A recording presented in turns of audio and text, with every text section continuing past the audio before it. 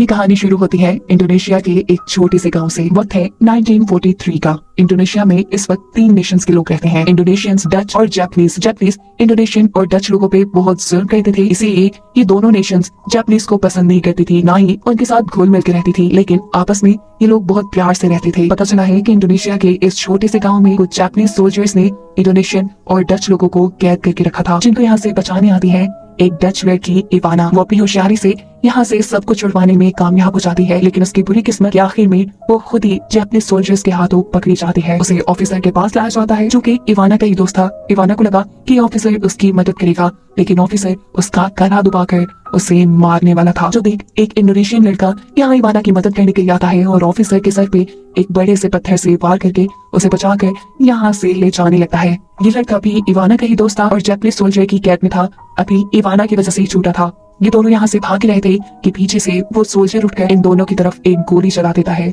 और ये सीन यहीं से कट होकर 1993 का वक्त दिखाया जाता है। एक बस के अंदर हम एम्बर नामी एक लड़की और उसके भाई को देखते हैं।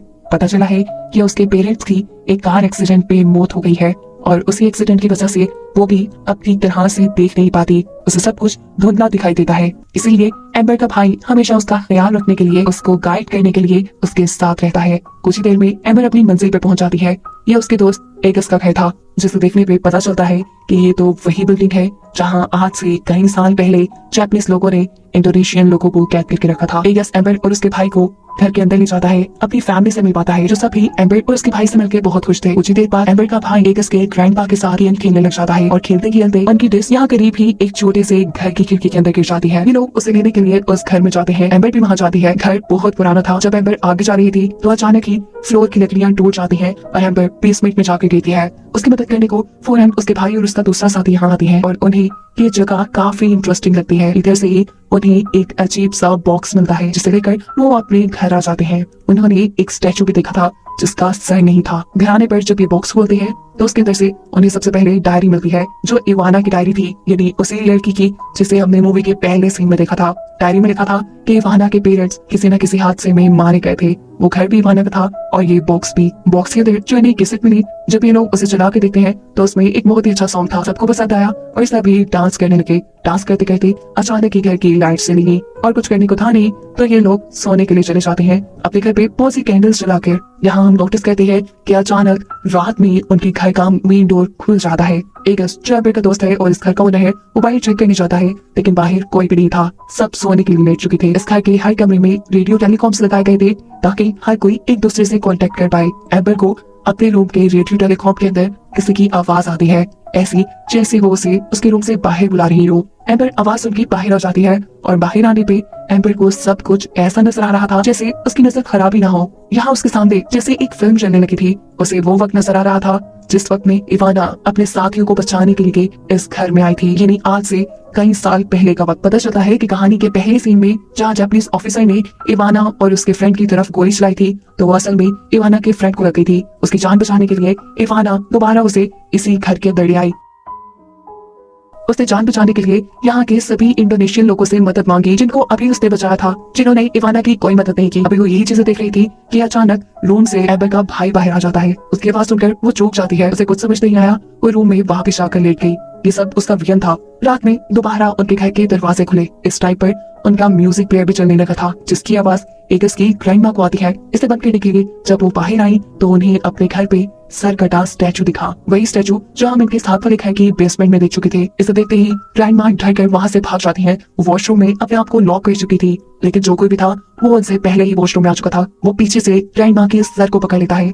ग्रैंडमा को नजर आते हैं तो बहुत ही खौफनाक से हाथ जो एकदम से उनकी गर्दन को उसके सर से अलग कर चुके थे और ऐसे ग्रैंडमा मारी जा चुकी थी। आज ईद का दिन था। सब लोग जल्दी उठ गए थे। सभी देखते हैं कि अपने घर के बिल्कुल दरमियान में वही स्टैचू रखा है जिसे वो बेसमेंट पे छोड़ आए थे। एगस को लगा कि उसका भाई शरारत में उनके साथ प्रैंक करने के लिए ये स्टैचू यहाँ ले आया है। इस पे लोग ध्यान नहीं देते। मेanwhile दूसरी तरफ एम्बर अपने साथ रात को होने वाले सारे वाकये के बारे में एगस के ग्रैंडपा को बताती है, जिन्हें उसकी बातों पे यकीन ही नहीं आ रहा था। खैर अब ये लोग नाश्ता शुरू करते हैं और उससे पहले एक पिक्चर बनाने का डिसाइड करते हैं। इन्हें फील होता है कि उनकी यहाँ पे ग्रैंडमा है ही नहीं। सब उन्हें ढूंढने लग गए। उन्हें ढूंढते ढूंढते एम्बर एक बाथरूम के पास आ गई। उसे सब धुंधला नजर आ रहा था। उसने महसूस किया कि ग्रैंडमा के सर को उसकी बॉडी से अलग करके बहुत ही बुरे तरीके से मारा गया था।